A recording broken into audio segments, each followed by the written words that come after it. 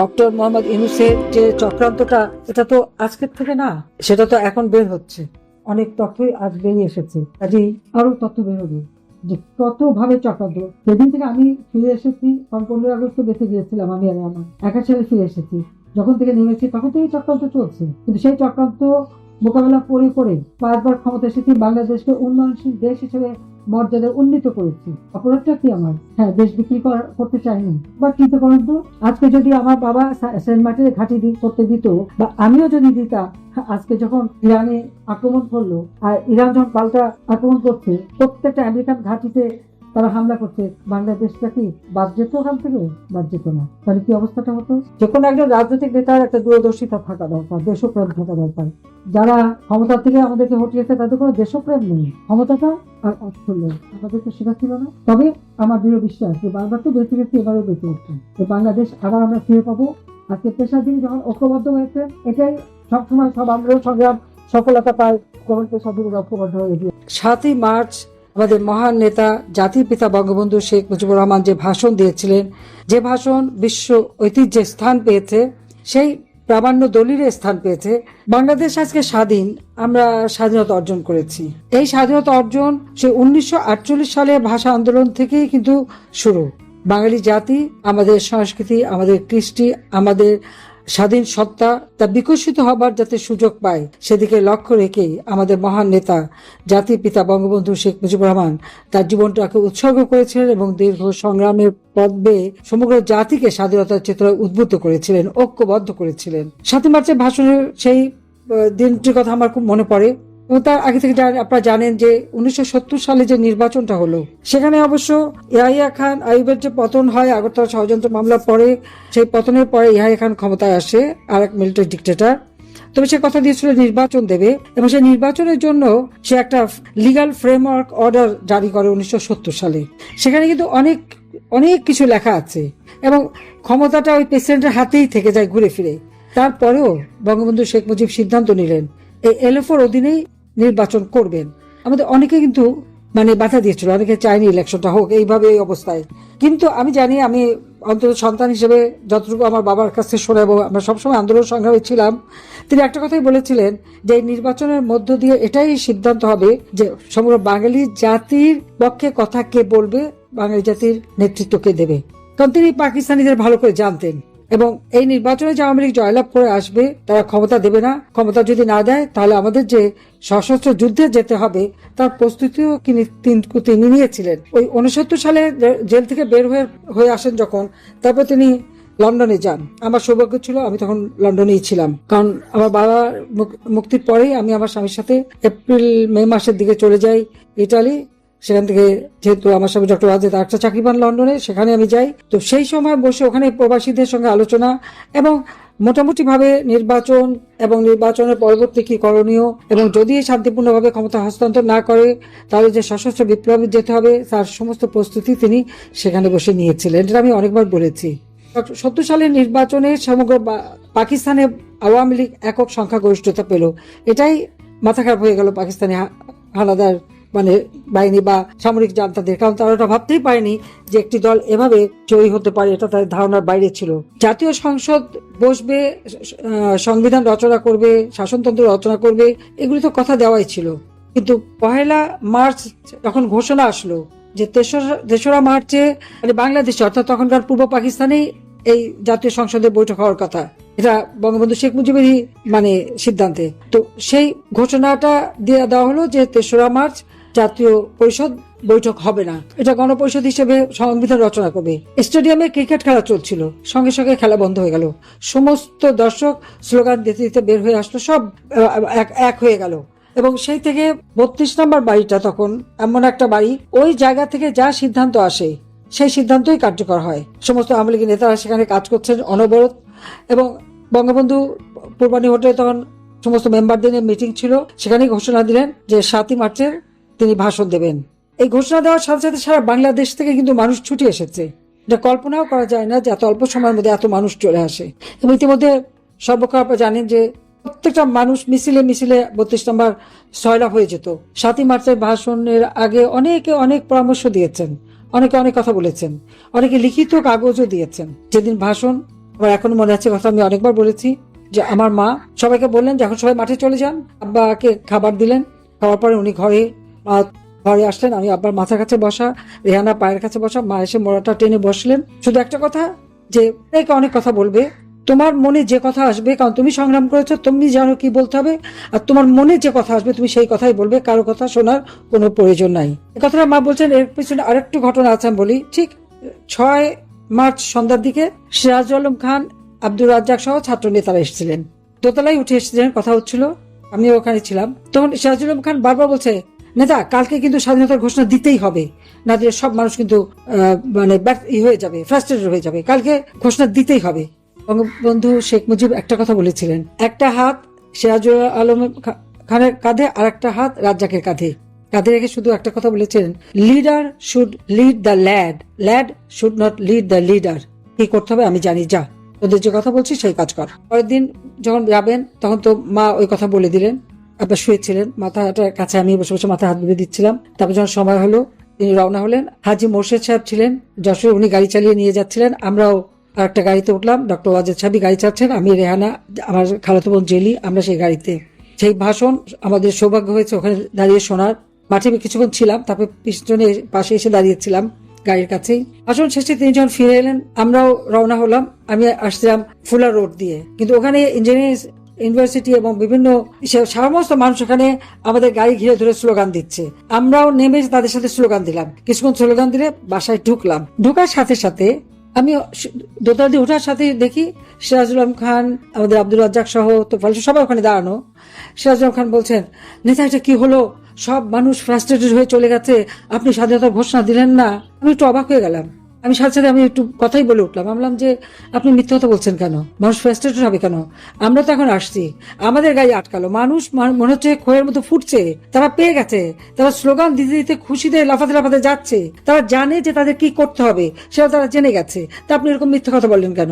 আমি আমার বলতে বাধ্য হলাম, কথাটা সত্যি, কারণ আমরা নিজেরা দেখছি যে গাড়ি না আমরা এগোতে পারছি না, মানুষের যে স্বতঃস্ফূর্ততা, অর্থাৎ মানুষ যা চায় তা পেয়ে গেছে। কেন? তার কারণ বঙ্গবন্ধু তো নির্দেশ দিয়েছিলেন। সেই 7 মার্চের ভাষণে তিনি কি বলেছেন? ঘরে ঘরে দুর্গ গড়ে তোলো, যার যা কিছু আছে তাই নিয়ে শত্রুর মোকাবেলা করতে হবে, প্রত্যেকটা ঘর একটা দুর্গ হবে, প্রতিটি মানুষ, এবং তাদেরকে তিনি নির্দেশ দিচ্ছেন যে তোমরা নিজেরা যা কিছু আছে তাই নিয়ে শত্রু মোকাবেলা করো। রক্ত যখন দিয়েছি আরো রক্ত দেবো, এদেশের মানুষকে মুক্ত করে ছাড়বো ইনশাল্লাহ। এবারে সংগ্রাম মুক্তির সংগ্রাম, এবারে সংগ্রাম স্বাধীনতার সংগ্রাম। এর থেকে আর কি বাকি থাকে বলার? এবং সেই ঐতিহাসিক যে কথাটা, যে আমরা যখন মরতে শিখেছি কেউ আমাদের দাবায় রাখতে পারবে না, এই যে কেউ আমাদের দাবায় রাখতে পারবে না, বাঙালি জাতিকে কেউ দাবায় রাখতে পারবে না, এটি হচ্ছে সবথেকে বড় কথা। সেই কথাটাই তিনি সেখানে উল্লেখ করলেন, যে অসহযোগ আন্দোলনের ডাক তিনি দিয়েছিলেন, প্রত্যেকটা শ্রেণী পেশার মানুষ তা অক্ষরে অক্ষরে পালন করেছে। এমনকি ইয়াহিয়া খান যখন আলোচনার জন্য আসলো প্রেসিডেন্ট হাউসে, বাঙালি বাবুর্চিরা তখন রান্না করবে না, তখন প্রেসিডেন্ট হাউস থেকে ফোন করলো 32 নম্বরে, ডক্টর কামাল হোসেন সেখানে ফোন ধরলেন, বললো যে এখানে তো বাবুর্চিরা রান্না করছে না, প্রেসিডেন্টকে গরম খাবার দেওয়া যাচ্ছে না, কারণ 32 নম্বর থেকে হুকুম না আসলে তারা রান্না করবে না, কারণ তারা অসহযোগ আন্দোলন করছে। তখন আব্বা হেসে দিয়ে বললেন যে ঠিক আছে, ওদের বলো তাদের রান্না টান্না করে খাওয়াতে। তো মানুষ যে কিভাবে সাড়া দিয়েছে সেটাই আপনারা চিন্তা করে দেখেন। 32 নম্বর বাড়িতে সেখানে নেতারা মিটিং করতেন, বসতেন, পরের দিন কি করণীয় তার একটা নির্দেশিকা তৈরি হতো। ওখানে একটা সাইক্লোস্টাইল মেশিন ছিল, সেখানে এখনকার মতো তো আর এত আধুনিক প্রযুক্তি ছিল না, সেই মেশিনটা দিয়ে সেখানে পেন্সিল কেটে ওটা হাত দিয়ে ঘোরাতে হতো এবং সেটা প্রিন্ট করে সারা বাংলাদেশে ছড়িয়ে দেওয়া হতো। এইভাবে সমস্ত মানুষকে কিন্তু তিনি ঐক্যবদ্ধ করে এগিয়ে নিয়ে যান। 6 দফা দাবিটাই ছিল মূল মন্ত্র। 1965 সালে পাকিস্তান ভারত যুদ্ধ হয়, বাংলাদেশ অর্থাৎ পূর্ব পাকিস্তান ছিল সম্পূর্ণ অরক্ষিত। আমরা তখন কলেজে পড়ি, আমরাও তখন মিছিল করেছি। এরপরেই কিন্তু বঙ্গবন্ধু শেখ মুজিব 6 দফা দাবি পেশ করলেন। যখন সমগ্র বিরোধী দলের মিটিং হলো পাকিস্তানে, তিনি গেলেন, সেখানে 6 দফা বলতে চাইলেন, তারা আপত্তি জানালো। তিনি প্রেসকে এটা বললেন, বলে বাংলাদেশে ফিরে আসলেন। ফিরে এসে এয়ারপোর্টে প্রথম প্রেসে তিনি 6 দফা সম্পর্কে বললেন, তারপর তো প্রেস কনফারেন্স করে বিস্তারিত বলা হলো এবং 6 দফার পক্ষে লেখা এবং সারা বাংলাদেশে তিনি এটা প্রচার করলেন। 35 দিনের মধ্যে 32টা জনসভা তিনি করেছিলেন এবং প্রায় জনসভাগুলি যখন যেখানে করতেন সাথে সাথে তার মধ্যে ওয়ারেন্ট ইস্যু হতো, নেক্সট মিটিং করতে যাচ্ছেন সেখানে গ্রেপ্তার, আবার জামিনে মুক্তি পেতেন। এইভাবে 8 বার তিনি গ্রেপ্তার হন এবং মুক্তি পান, কিন্তু শেষ মিটিংটা আদমজিতে করেন। যেদিন 6 দফার মিটিং করে যখন ফিরে আসেন, ওই দিনই রাত্রেবেলা পুলিশ এসে আমার বাবাকে গ্রেপ্তার করে নিয়ে যায়।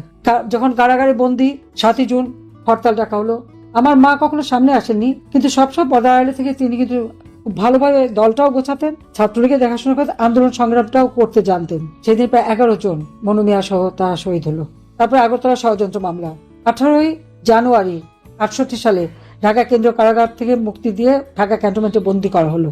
এখানে দেশদ্রোহী মামলা, ওখানে ভিতরেই কোর্ট বসিয়েছিল। গণ অভ্যুত্থান হলো 22শে ফেব্রুয়ারি 69 সালে তিনি মুক্তি পেলেন। কাজে নির্বাচনের পর থেকে যে জনগণের ম্যান্ডেটটা তিনি পেলেন সেটাই ছিল তার শক্তির আধার। এবং সেই 7ই মার্চের এই ভাষণের মধ্য দিয়ে সমগ্র জাতিকে তিনি একটা নির্দেশ দিয়ে দিলেন কার কি করণীয়, এবং প্রত্যেকটা এলাকায় জেলা মহকুমায় যে সংগ্রাম পরিষদ গড়ে তোলার নির্দেশ দিয়েছিলেন আওয়ামী লীগের নেতৃত্বে, সেই সংগ্রাম পরিষদও গড়ে তোলা হয়েছিল।